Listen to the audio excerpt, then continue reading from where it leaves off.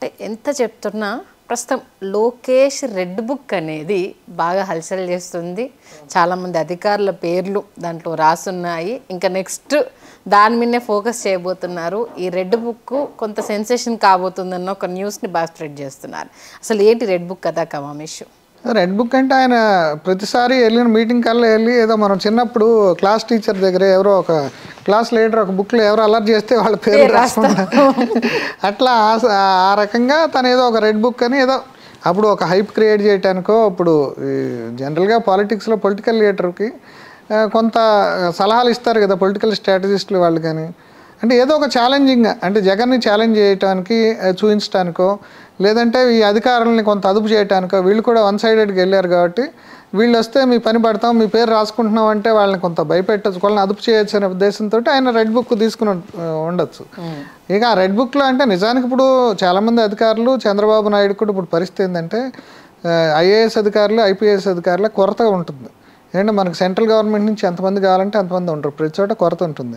అందరినీ మనం వీడౌట్ చేసి పడేస్తే అధికారులు మనకు అసలు ఎవరు పనిచేసేవాళ్ళు ఉంటారు. జనరల్గా అధికారులు కూడా ఎట్లా ఉంటుందంటే రౌతు కొద్దీ గుర్రం పరిగెత్తుంది అన్నట్టు. అధికారులు కూడా చంద్రబాబు దగ్గర ఉన్నప్పుడు చంద్రబాబుకి అనుకూలంగా పనిచేస్తారు. వాళ్ళ దగ్గర ఇప్పుడు మన కూడా వాళ్ళిద్దరు కూడా ఎవరైతే ఇంటెలిజెన్స్ చీఫ్ ఆయన కృష్ణాంజనేయులో ఆయన ఇంటెలిజెన్స్ చీఫ్గా జగన్ హయాంలో పనిచేసిన ఆయన అప్పుడున్న చీఫ్ సెక్రటరీ వీళ్ళందరూ వెళ్ళారు కదా ఈ శ్రీలక్ష్మి బుకే ఇవ్వటానికి వెళ్ళారు. అంటే వాళ్ళు కూడా రాజీ పడటానికి సిద్ధమై వెళ్ళారు. ఇక వాళ్ళు మరీ ఇబ్బంది అని ఇప్పుడు ఆ గనుల శాఖ డైరెక్టర్గా వేసుకున్న పాత ఆయన ఉన్నాడు ఆయన ద్వివేదికి అసలు పోస్టింగ్ కూడా ఇచ్చారు. ఇచ్చి మళ్ళీ 4 గరుచుకుని మళ్ళీ ఆయన జీఐడికి అప్పచెప్పారు. అట్లా చంద్రబాబుకి తెలుసు ఎందుకంటే ఐఏఎస్లు ఎవరెవరు ఎందుకంటే పనిచేసే వాళ్ళు కూడా కావాలి ఇక్కడ. అంటే ఏదో మనకి అనుకూలంగా ఉన్న అధికారిని ఒక పనికిమాలినాడిని కంటెంట్ లేనాడు తెచ్చిపెట్టుకున్నాం అనుకోండి అడ్మినిస్ట్రేషన్ నడవదు. ఇప్పుడు నిధులు తీసుకురావాలన్నా లేకపోతే ఇక్కడ ఎగ్జిక్యూట్ చేయాలన్నా వాడికి ముందు డొమైన్ నాలెడ్జ్ ఉండాలి, ఆ చాకచక్యం ఉండాలి, ఫైల్ ఎట్లా కదపాలి, ఫైల్ ఎట్లా రాయాలి, ఎట్లా రాయించుకోవాలని అది కూడా చూసుకుంటాడు చంద్రబాబు నాయుడు. ఈ రెడ్ బుక్లో రాసినందువల్ల ఇవన్నీ జరగవు. అంటే ఇవన్నీ బయటకి పొలిటికల్ ప్రచారాలు జరిగే వేరుంటాయి. ఇప్పుడు అసలు ఆ డీజీపీనే ఆయన్ని పెట్టినందుకు కూడా చాలామంది కోపంగా ఉంది. ఆయన ఇంతకుముందు మన పార్టీకి బస్సులు ఇవ్వలేదు ఆయన ఆర్టీసీ చైర్మన్ కొంటే గవర్నమెంట్ ఏం చెప్తే అది పెట్టాడు కదా. అప్పుడు మన పార్టీకి బస్సులు ఇవ్వలేదు మన పార్టీ కార్యక్రమాలకి వైసీపీకి ఇచ్చాడు అవన్నీ మాట్లాడితే ఇప్పుడు చంద్రబాబుకి ఎవరు హానెస్ట్గా పనిచేస్తారు ఎవరి దగ్గర సరుకు ఉంది. ఇప్పుడు లడ్డా ఉన్నాడు, లడ్డా ఇప్పుడు ఆయన్ని ఇంటెలిజెన్స్ చీఫ్గా తీసుకొచ్చాడు. అదే హీజ్ అన్ యంగ్ ఆఫీసర్, ఆయన కొంచెం దూకుడేది ఉంటుంది, తనకి లాయల్ అనుకున్నాడు తెచ్చుకున్నాడు.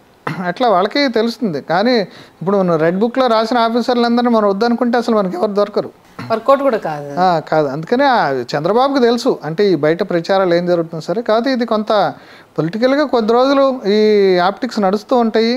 అంటే ఇక్కడ వీళ్ళ అదృష్టం ఏంటంటే జగన్మోహన్ రెడ్డి వైరాగ్యంలో ఉండటం, జగన్మోహన్ రెడ్డికి సంబంధించిన వాళ్ళకి ఎక్కువ సీట్లు రాకపోవటం, వాళ్ళ మొరేలు దెబ్బతినుంది.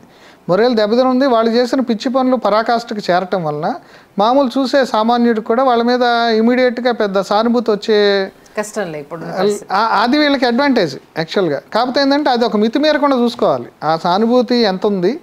ఇప్పుడు మనకి ఇటు పక్కన మనం చేసే పనులకి వాటి మధ్య ఒక సరిహద్దు గీత గీసుకుని వీళ్ళు బిహేవ్ చేస్తే వీళ్ళ సమస్య తీరుద్ది, వాళ్ళకి జనం మధ్య మళ్ళీ పార్టీ పరువు పోకుండా ఉంటుంది.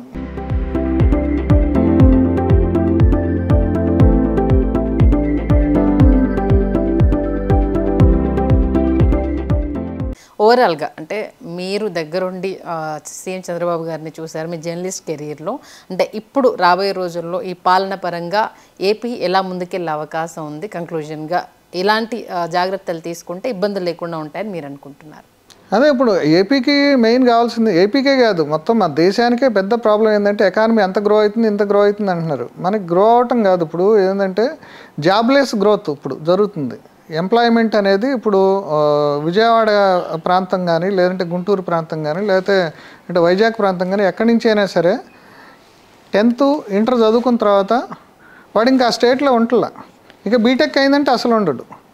అంటే బీటెక్ అయిందంటే అక్కడ ఉండే పరిస్థితి లేదు, ఎందుకంటే అక్కడ ఉద్యోగాలు లేవు. వాళ్ళందరూ వస్తే బెంగళూరు లేకపోతే వెళ్తే హైదరాబాద్ అన్న పరిస్థితి ఉంది. ఆ పరిస్థితిని అవాయిడ్ చేయగలిగితే ఇదంతా కూడా గవర్నమెంట్ ఉద్యోగాలు మొన్న ఏదో డిఎస్సి ఇచ్చాడు అంటే ఒక అపప్రద ఏముందంటే గవర్నమెంటే మొత్తం మోడీ నేను కోటి ఉద్యోగాలు ఇస్తాను ఇవన్నీ కూడా పొలిటీషియన్స్కి వాళ్ళకి చెప్పాలంటే ఒక అవగాహన లేక, లేదంటే ఒక తొందరపాటు ప్రామిసులు. ఇప్పుడు ఎంప్లాయ్మెంట్ జనరేషన్ అనేది ఎట్లా వస్తుంది? ఎంటర్ప్రెన్యూర్స్ని డెవలప్ చేస్తే, ఇప్పుడు ఇక్కడ సత్యము, టీసీఎస్ ఇవన్నీ వస్తే ఒకళ్ళు 1,00,000 మందికి ఉద్యోగాలు ఇచ్చారు. నీకు గవర్నమెంట్లో 1,00,000 మందికి ఉద్యోగాలు ఇవ్వాలంటే ఈ బడ్జెట్లు 10 బడ్జెట్లు కూడా సరిపోవు. సాధ్యం కాదు. అంటే అక్కడ 1,00,000 ఉద్యోగాలు అంటే వాళ్ళు ప్రైవేట్ గవర్నమెంట్ 2 సెక్టర్లను కలుపుకొని చెప్పామని అని చెప్పారు. అట్లా కాదు, సెల్ఫ్ ఎంప్లాయ్మెంట్ కూడా కలిపి చెప్పామన్నాడు వెంకయ్యనాయుడు ఒకసారి. అయితే ఆ ముద్రా పథకం కింద ఇచ్చిన లోన్ల వాళ్ళని కూడా లెక్కేసాడు. అంటే ఇప్పుడు వీళ్ళకి వాస్తవికత జనానికి లేదు.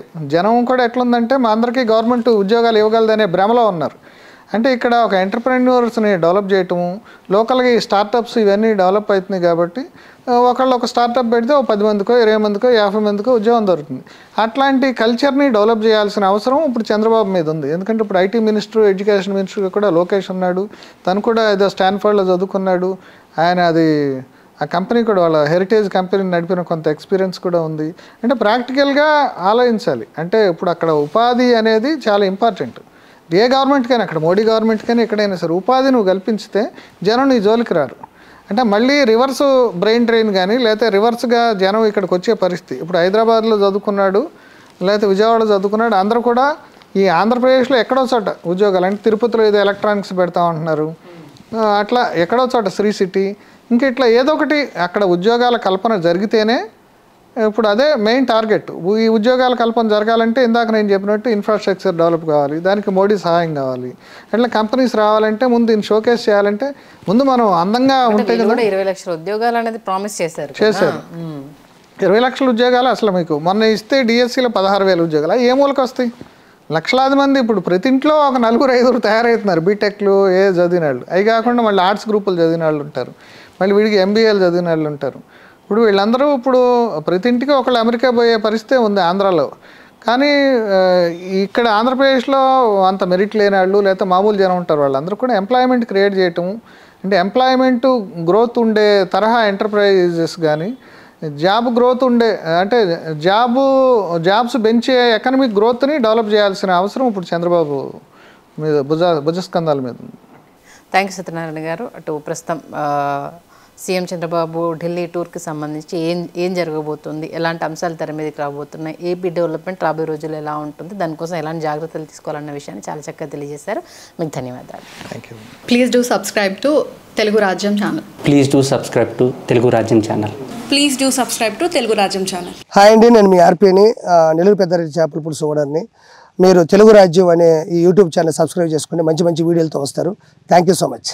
Hi people, I'm Sonakshi Verma and you please watch Telugu Rajyam and please subscribe to the channel.